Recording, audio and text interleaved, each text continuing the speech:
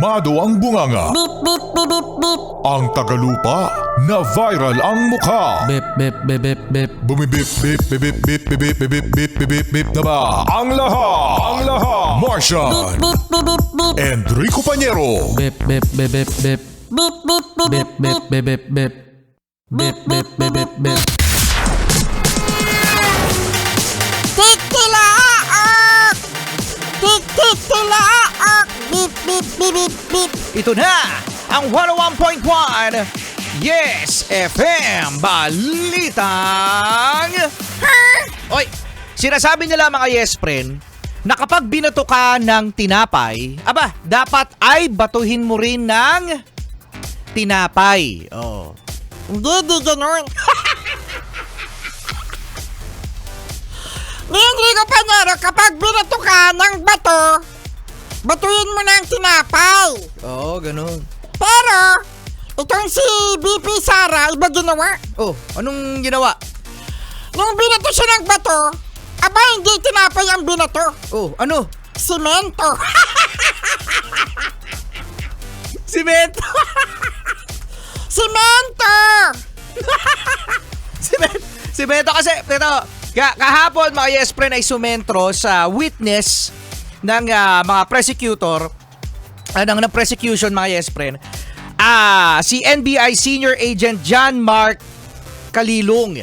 So ngayon ay inaalam kung credible ba no ang witness ng mga prosecutor. So ngayon ay inaaral mga yes friend kung siya ba ay capable na sabihin na talagang may assassination kay PBBM, kay First Lady, sa dating Speaker of the House, no? So, ngayon mga yes friend, syempre, alam naman natin ang point kung bakit nagkakaroon ng impeachment trial kay VP.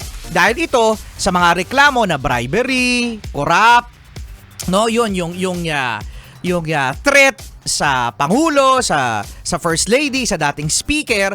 Pero ang sinasabi kasi ng depensa, dito tayo sa depensa mga yes friend kasi alam naman natin kung ano nga ba yung pinupunto ng impeachment na ito. So ngayon, ang depensa, ang sinasabi, Martian, mga yes friend, na nakapag-trigger lamang ito kay VP Sara. Ayun yung sinabi mo, Martian? Kapag binato ka ng bato, batuhin mo ng semento. At yun yung ginawa ni Sara, ni VP Sara. Binato siya ng bato ng threat. Oh, binato siya ng threat. Oh, sabi, may threat daw sa buhay niya. So ngayon, meron daw siyang kinausap. Oh, na gawin din daw doon sa tao na yon yung gagawin sa akin. So, ayun nga yung sinabi. Sinabi nga ni Marcia na kapag binato ka ng bato, batuhin mo ng mas mabigat. Solid! Solid na nakapag-trigger. Kasi, kung titignan mo mga yes friend, nakapag-trigger kay VP Sara, yung staff niya, naipit, di ba? Ipapakulong. Dahil sa hearing sa Congress. Alam naman natin ng Congress, mga yes friend, ano na yan sarado na yan Sarado na ang kanilang isipan na sinasabi nilang guilty na itong si VP Sara. Kaya naiipit din yung mga staff. Plus yung threat din sa pamilya ni VP Sara. So ayun. Tapos sa pag-alaman din mga yes friend, no, na wala pa lang nakakaalam, hindi rin alam ng witness kung itong si President BBM, si First Lady at saka si dating Speaker of the House, kung meron silang final na reklamo sa NBI tungkol sa threat sa kanilang buhay. At sinabi ng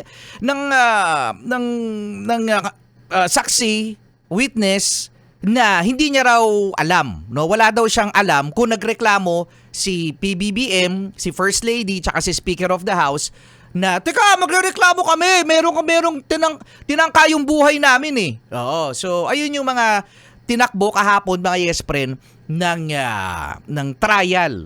So abangan pa natin kung ano nga ba, no? Mga yes friend, kung ano ang mga mangyayari dahil matagal pa to.